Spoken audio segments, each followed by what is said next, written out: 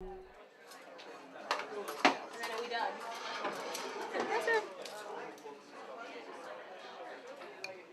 guys are all part of the Fair Trade group? Fair Trade Cafe group, yes. Yes, and it's every Friday from 9 to 12, and it's just selling fair trade, as much fair trade as possible, ingredients in cakes and soup. I think fair trade as a movement is a lot more about social justice and things like that, but it's just because everyone shares food that it's a good way to get people together and to do things together.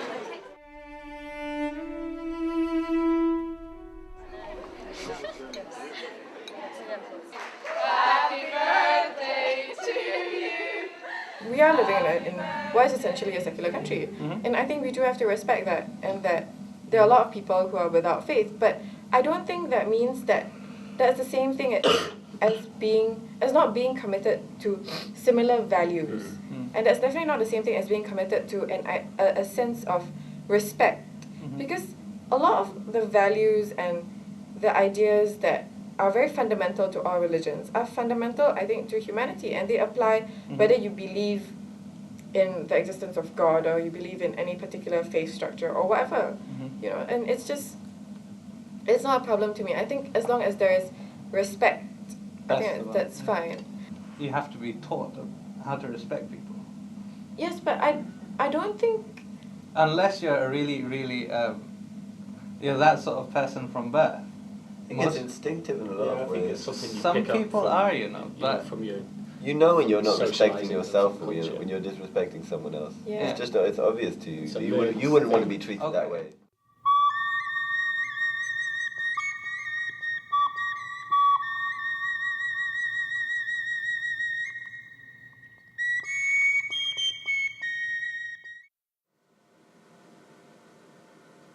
We're just going to have a moment of silence, as is the custom of the Chaplaincy Committee.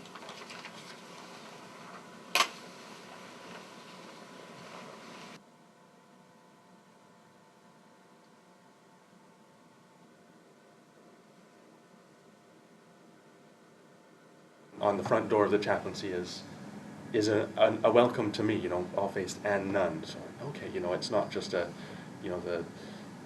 mooey chaplain who has a dog collar and a Bible in his hand. It's, you know, a place for everybody. We show our respect by not pretending we believe something we don't. I think it's also important to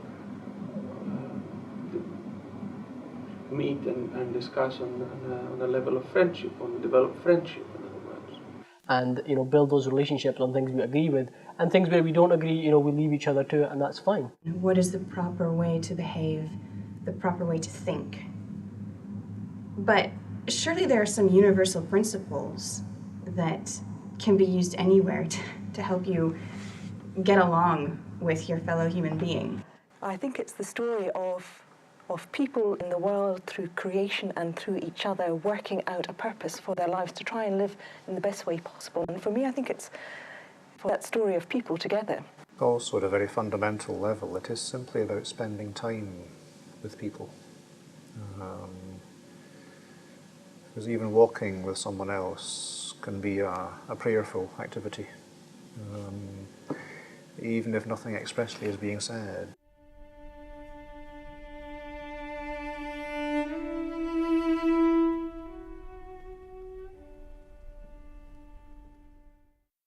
We learn through our emotion, we learn through our feelings, we learn through other types of experience and other types of learning.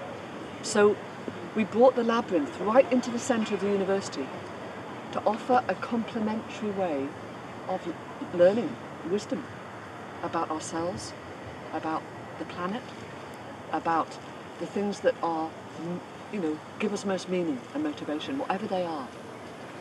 It's a place to connect, a place to be still, a place to let whatever things come up, come up.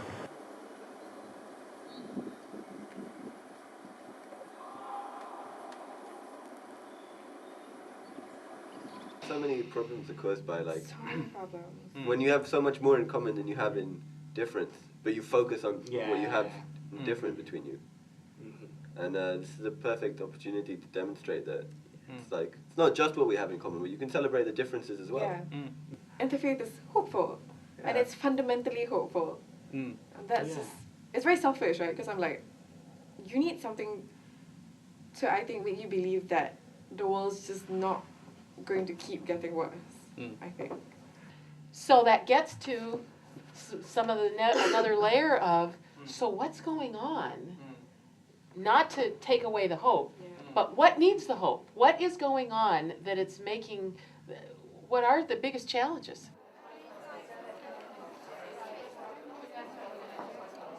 The chaplaincy brought together a whole group of people from different spiritual traditions and some from no tradition at all to talk about the economic situation and finding a way forward out of that. And I found that extraordinarily helpful. How to find a way forward in the economy. You know, a way forward in the economy that doesn't use everything up. A way forward in the economy that looks at banking from a Muslim perspective and says, you know, we don't have to sort of build our society on debt. The Hindu tradition of saying, well, if you're investing money, does there some social benefit, or is it just for your benefit? You know, these are all different perspectives from different traditions, but when you put them all together, you create this wisdom for survival, which I think is just incredibly exciting. And it seems to me to be an absolute model of how we should go forward as a society.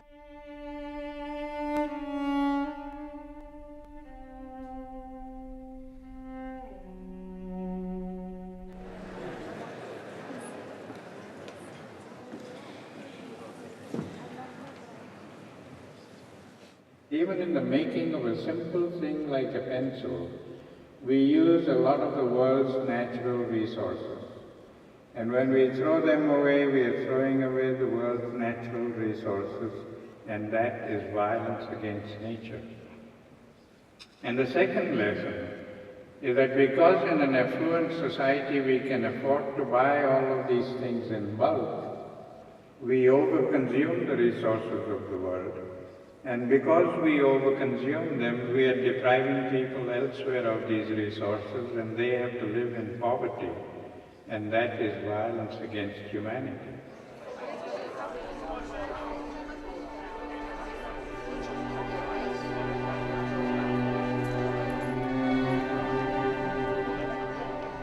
Like, I think if we can't make it work here, right, in university, in this like tiny group, right, then what right do we have to hope that it will work on a bigger basis? What's the answer? I don't know, but somehow, just somehow getting people to experience these things and recognise that it's different, but it's not wrong because it's different. And it's not something that I should be scared of because it's different. It's okay to be different. Yeah. It's all right. You know, there is only us, Yeah. and we can change the world. Never doubt that a small group of concerned citizens can change the world. Yeah. Maybe that's just all we've got, is that we work individually, we do work in groups. We do build those relationships. We do take the opportunities that are possible for learning about each other and so on. And, you know, we need to. We need to. I need to. We need to. And that maybe that's the only way that actually anything bigger happens.